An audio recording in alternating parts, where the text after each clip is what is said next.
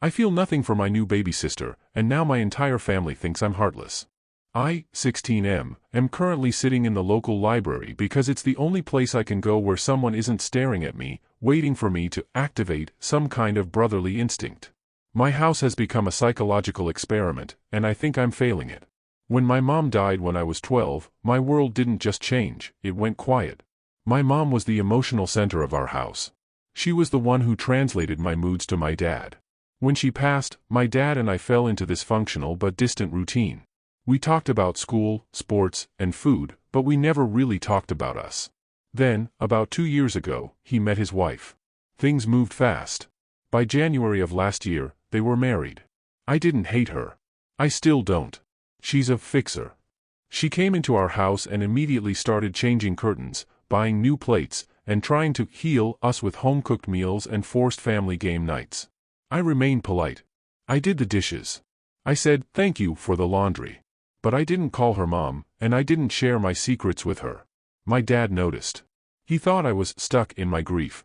He put me in therapy, hoping I'd open up so I could be ready for the new life he was building. Then, she got pregnant. My half-sister was born in December. I remember the day they brought her home. My dad was beaming. I haven't seen him that happy since before my mom got sick. He held her out to me the second they walked through the door. "Look, me," he said, his voice cracking. "Your sister is home." I looked at her. She was small, red-faced, and wrapped in a pink blanket. I waited for the spark. I waited for that rush of protectiveness or love that you see in movies. Nothing happened. I felt the same way I feel when I see a stranger's baby in a stroller at the mall. I just said, cool. She's small. I thought maybe it would come later. But weeks turned into months, and the nothingness remained. I don't hate her. When she cries, I don't feel annoyed or angry. I just think, oh, the baby is crying, and I wait for someone to fix it. I don't want to hurt her. I don't resent her. She's just a person who lives in my house now.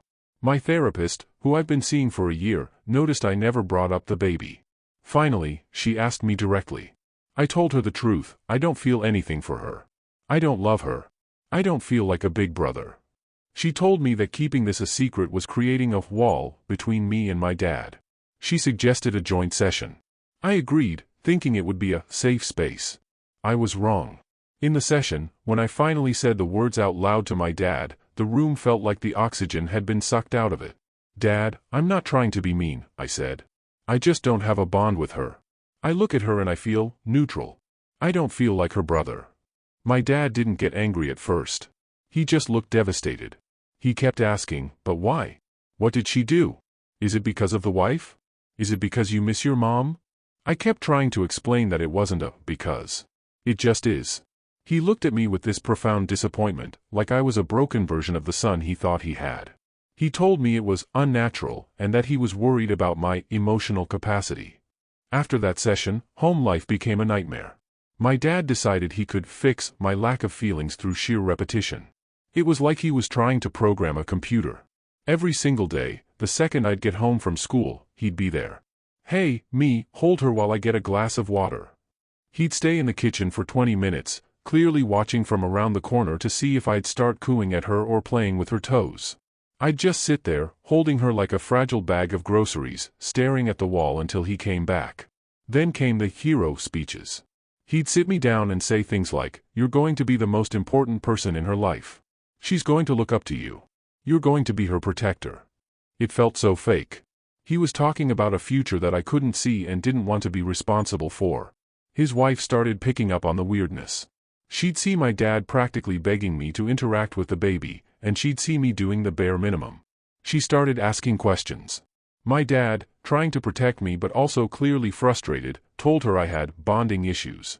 That word, bonding issues, became the theme of the house.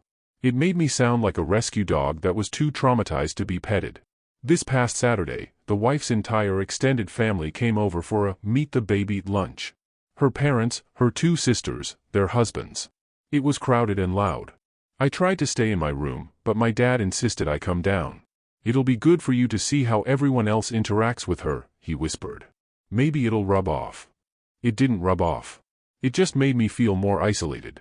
I sat at the end of the dining table, picking at a sandwich, while the wife's family passed the baby around like she was a holy relic. They were all making high-pitched noises and talking about who she looked like. I noticed the wife's father, let's call him the FIL, watching me. He's a big, loud guy who thinks he's an expert on everything. He'd been whispering with the wife in the kitchen earlier, and I knew they were talking about me. Eventually, my dad tried his move. He took the baby from one of the aunts and walked over to me. Look, she's awake. Why don't you take her for a bit? Show your grandpa how good you are with her. I didn't want to make a scene, so I reached out and took her. I sat there, holding her, looking down at her. She was just staring at me. I felt nothing. No warmth, no click. Just the weight of a baby. The FIL leaned back in his chair, crossed his arms, and stared at me. You know, I've been hearing about these bonding issues, he said, loud enough for the whole room to hear. I thought maybe you were just shy. But looking at you now?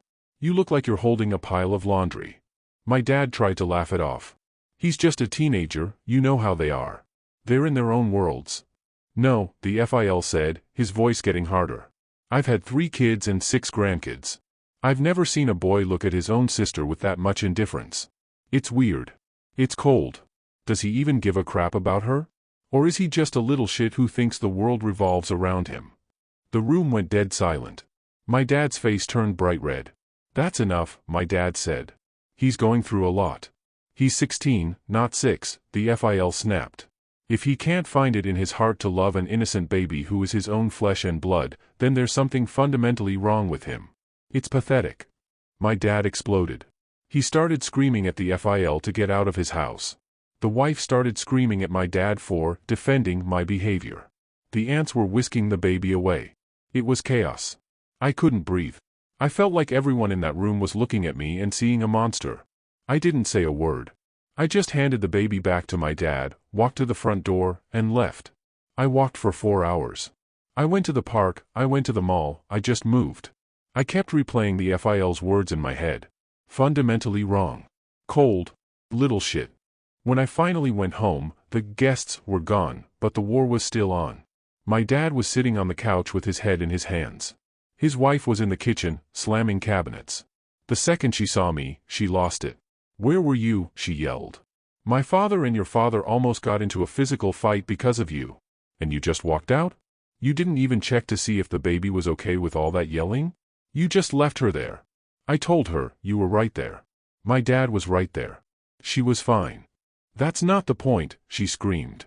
The point is your first instinct was to save yourself, not her. You didn't even look at her. You proved my father right. You are a monster. I don't want you near her if this is how you're going to be. My dad tried to intervene, saying, he's not a monster, he's just overwhelmed, but I could see it in his eyes. He's starting to agree with her. He's starting to think that my neutrality is actually cruelty. Since Saturday, the wife has treated me like a criminal. She won't leave me alone in a room with the baby. She literally stands in the doorway if I have to walk past the nursery. She told my dad she doesn't feel safe with my unpredictable coldness around the child. My dad is begging me to just try harder. He wants me to write a letter to the wife and her family apologizing and explaining that I really do love her, but I'm just confused. But I can't do that. I'd be lying. I don't love her. I don't hate her. I just am. The house is silent now, except for the baby crying and the sound of my parents whispering behind closed doors about what to do with me. I feel like I'm being evicted from my own family because I can't manufacture an emotion I don't have. Am I the a-hole? Am I actually a little shit for not feeling a bond, or are they all being insane for trying to force one? Update. I'm writing this from my grandparents' guest room now, which still feels strange to say because a few months ago I would have told you nothing in my life was dramatic enough to end with me leaving my dad's house. Back then the worst thing happening was everyone watching me like I was defective because I didn't feel some automatic connection to a baby. I thought the tension would eventually burn itself out. Instead it kept building until everything collapsed, and somehow the official explanation everyone agrees on is that I caused it.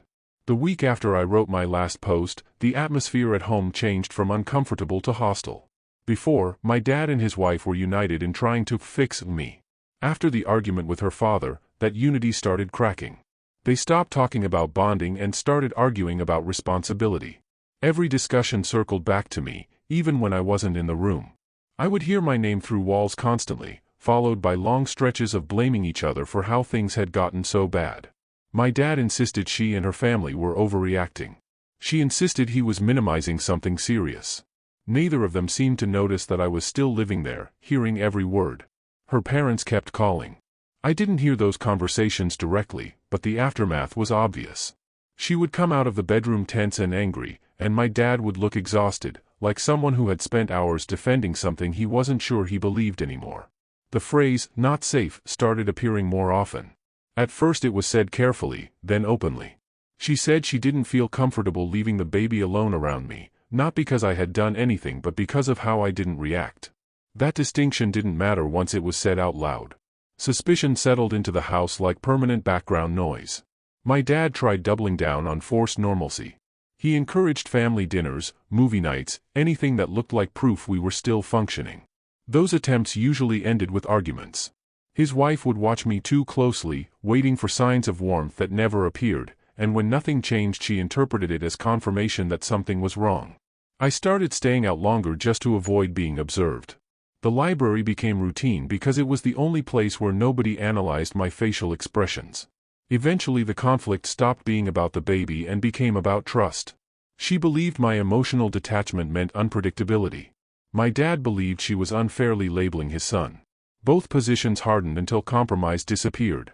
Their arguments stretched late into the night, louder each time, pulling in old grievances that had nothing to do with me but always ended with me somehow being the catalyst. One night I woke up to shouting so intense it sounded like something had broken. I didn't leave my room, but I could hear everything clearly.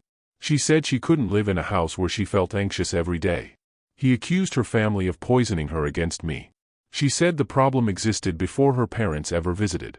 He asked whether she expected him to choose between his child and his marriage. Silence followed that question, heavy and long enough that even from upstairs I understood the answer had already formed. After that, things moved quickly. She started spending more time at her parents' house with the baby. At first it was framed as temporary space so everyone could calm down. Then overnight bags became permanent items. My dad told me not to worry, that couples argue all the time after a newborn arrives. He said stress made people dramatic.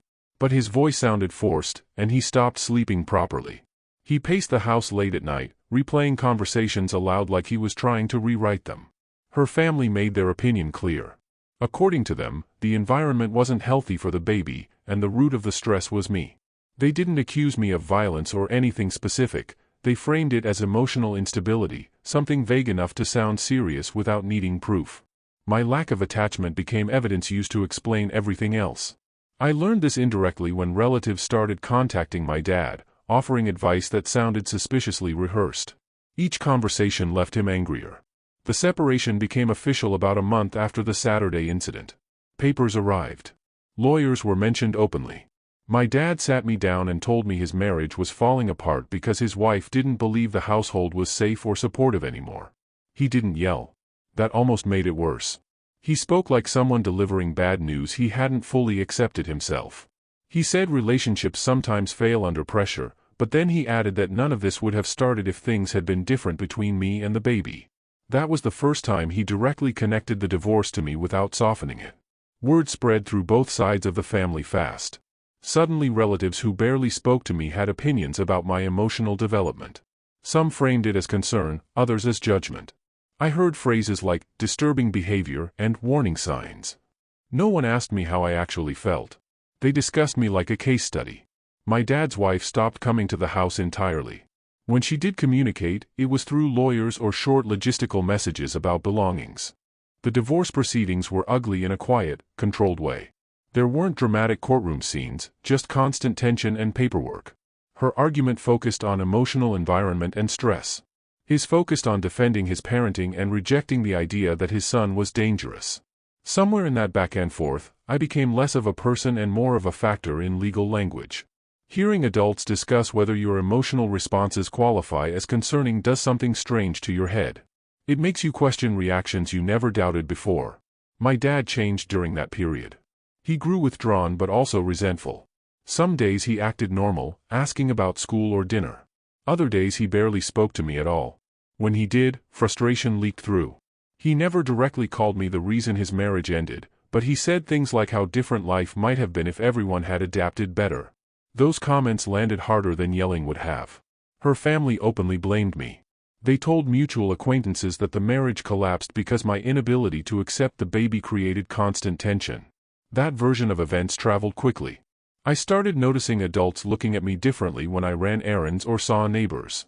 Nothing overt, just subtle discomfort, like people weren't sure how to interact with someone labeled emotionally cold. The final argument between my dad and his wife happened over the phone, but I heard enough to understand the outcome.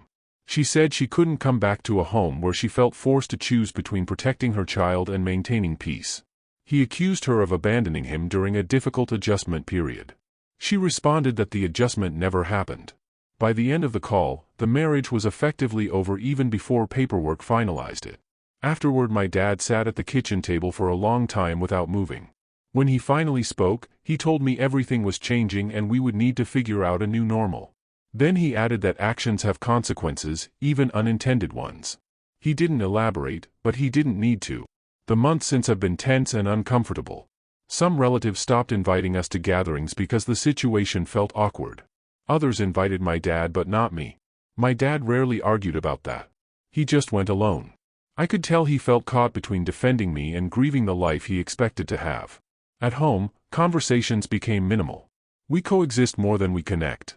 Sometimes I catch him looking at old photos on his phone, and the expression on his face carries a kind of quiet disappointment I don't know how to respond to. I keep replaying everything, wondering if a different reaction from me would have changed the outcome. Logically, I know marriages don't end over one issue alone. Emotionally, it's harder to ignore how consistently everyone points to me as the turning point. Being told indirectly and directly that your emotional neutrality destroyed a family messes with your sense of reality. I didn't scream, didn't lash out, didn't hurt anyone. I just didn't feel what they expected me to feel, and somehow that became enough. My grandparents say the divorce was inevitable and that adults made their own choices. My dad doesn't say that. His silence leaves space for doubt to grow. The wife and her family clearly believe leaving was necessary because of me. So now there are 3 versions of the story, and in 2 of them I'm the reason everything fell apart. I still don't hate my half-sister. I still don't feel anything specific toward her either. She exists somewhere else now, growing up without me involved, and I wonder if someday she'll hear a version of this story where I'm described as the cold older brother who broke her parents' marriage before she could even know me. What scares me most isn't being blamed. It's the possibility that people will keep expecting emotions to appear on command for the rest of my life, and when they don't, this will happen again. Right now I mostly feel tired and strangely detached from everything that used to define home. The house is quieter, my dad is different, and everyone seems to agree that something essential went wrong inside me. I still don't know if that's true. I just know that not feeling something turned out to have consequences far bigger than anyone warned me about, and now I'm living in the aftermath of a divorce that everyone traces back to a feeling I never had control over. Thanks for watching. Don't forget to like, share, and subscribe to Daily Tales Update for more such stories.